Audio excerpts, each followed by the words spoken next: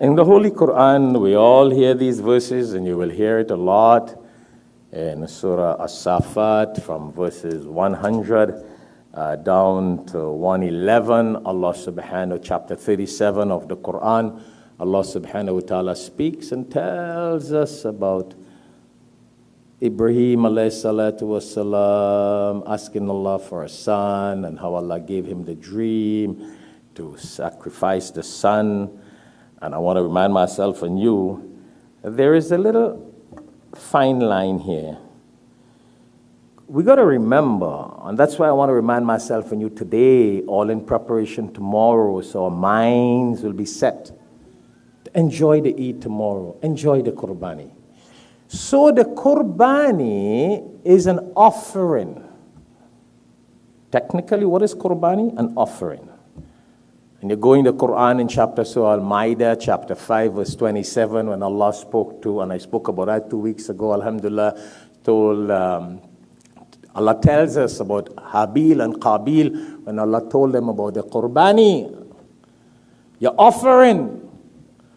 And the best offering is what Allah subhanahu wa ta'ala likes most. So Qurbaani is an offering in the form of a sacrifice. Follow the difference. Meaning, you can do a charitable offering. You know offering? You can go into an offering of money. You can give a person different things of kindness as an offering. You can give sadaqah as an offering. You got away from an accident. You want some help in something, so you give an offering to Allah for the help. See? Yeah.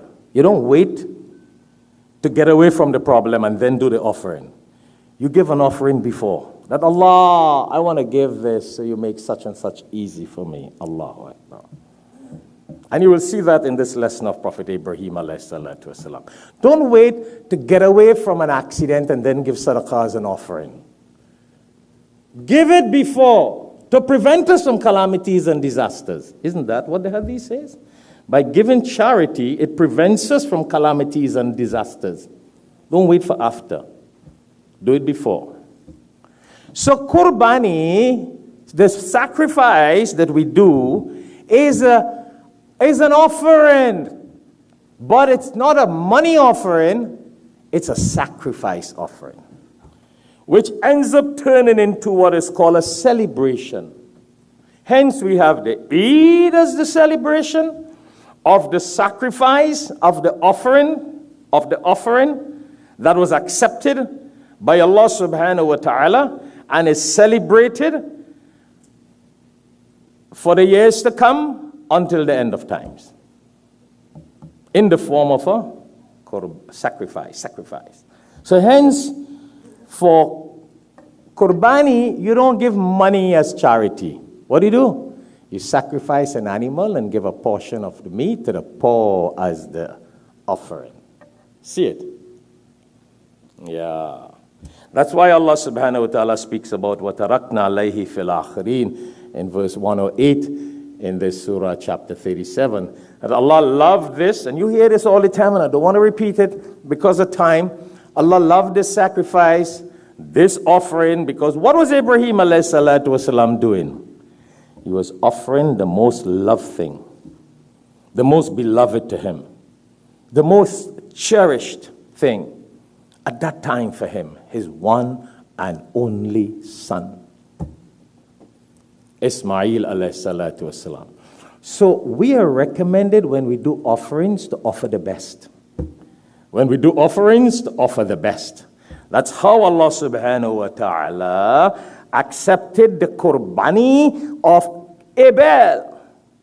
You know Cain and Abel, Qabil and Habil, because remember, Habil gave the best sheep as his offering to Allah. And in those days, they would go up in the mountain, put their offering, and then the light came and just boom, just took that, burnt it.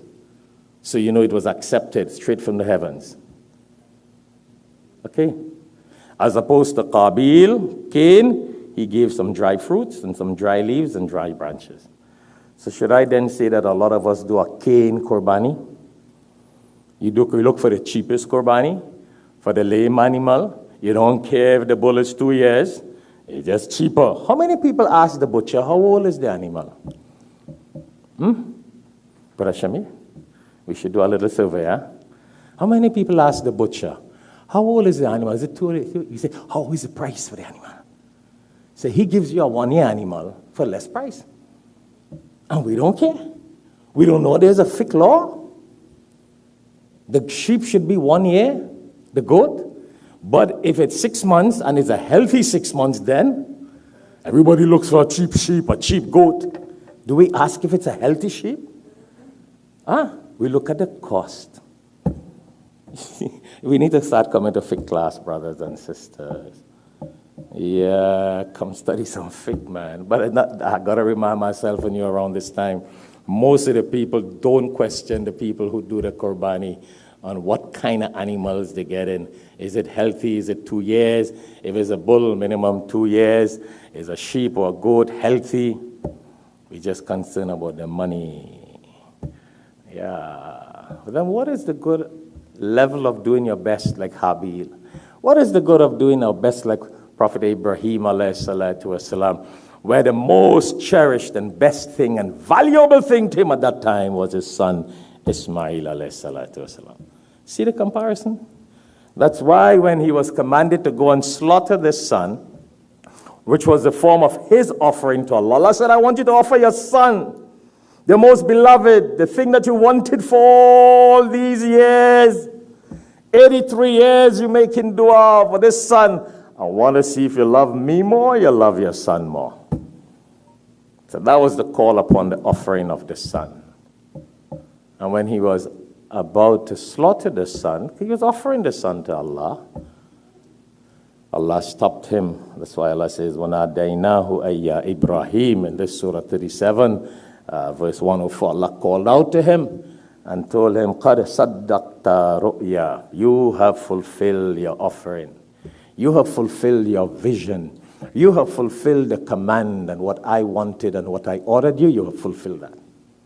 Allah wanted to see him offer the best. Ibrahim could have said, peace be upon him, well, I'll give you 100 camel instead. See what I'm saying? Well, you know what? I'll send it to some other country and pay less money. I wouldn't give you my best effort. I live in America. I'm busy. Got too many things to do. He could have said, this is my only son. This is my future generation. This is it. I'll give you 1,000 cows or camels or whatever. He was a fairly rich person. You know, Allah blessed him. Allah blessed him with a lot of wealth. Allah didn't care about the cows and the camels and the sheep that he had. Allah wanted to see that son that he loved if he would offer the thing that he cherished most for him. All right? That's what you and I got to put in our pipe here, our thought, and see if we make the best to celebrate and commemorate this day tomorrow. Eid al-Adha is the Akbar Eid of Eid al-Fitr, and I'll combine them both, bi'idhnillah. Make the best effort for the Eid, celebrate it nice. That's why we have 3 days for the Qurbani, and do whatever we have to do with the Qurbani after. But don't cut your Eid al-Fitr. Don't go run it down. Don't dress nice. Don't feel nice. Don't celebrate the Eid. What is this? It's Eid. And for those who came late, don't dress like a butcher for Eid. Dress like a Muslim and Sunnah for Eid. What is Sunnah for Eid? Prophet ﷺ used to put on a gown, dress as a mama, take a shower, put attar, smell nice, look nice, and go for Eid. Sometimes I see some people come for Eid, I wonder, brother, has that hired them to do janitorial services? And I got to say today, because I don't want you to make the mistake tomorrow. We lose the fadail and virtues of Eid. Some of us give Eid credit only to Eid al-Fitr, not Eid al-Adha. That's why a lot of people don't even go for Eid al-Adha. They bypass it to go to the farm to kill animals. Come on, you got the whole day. Start your day with that celebration of Eid. Enjoy it. You got the whole day. You got a lot of facilities here in America. You don't have to be running down a bull down Pines Boulevard to kill it. Like back home in some places, you get the animal, you got to run it down, and the animal is also running you down. We have different systems here, more sophisticated. Enjoy your Eid tomorrow. Enjoy it. Allah has ordained this to enjoy. Don't. When people give me that excuse, I didn't see you for Eid. They say, well, I went to run down the bull. I'm like, oh, stuff. What kind of idiot are you? You missed the point of Eid. Qurbaani is on Eid day. But you don't sacrifice Eid for the Qurbaani. You do the Eid Qurbaani after. Enjoy it. Kill how many bulls you want all the days. Get your Eid complete. So Allah subhanahu wa ta'ala loved this so much of Prophet Ibrahim alayhi salatu wasalam that he made the best offering. That's how Allah says, Inna hadha lahu al-bala'ul mubin. Allah knew it was a big test. It was a major trial in his life for him to give the best thing he offered to Allah. There's another mistake that some people make, and try not to make this mistake. If you have big people in your homes and they work, or forget homes, if you have your children and they work, or your wives, and I say wives, because that is the sunnah. When Allah speaks in the Quran, he speaks about your wives. The sunnah speaks about your wives. I can't cut the hadith and Quran and say only wives. Wives. If they work and they have money and they have income and they have the means to do their own Qurbaani, don't deprive them of the blessings. Don't take away the barakat from their life. Let them do it. Let them learn to do it. Let them get involved. Not because you're wealthy, you could do it for them. No, it doesn't work like that. They have to answer for themselves. You're going to pray salah for them? Why don't you come for Jummah for them and tell them stay home? Why don't you fast for them in Ramadan? Why don't you go perform Hajj for them?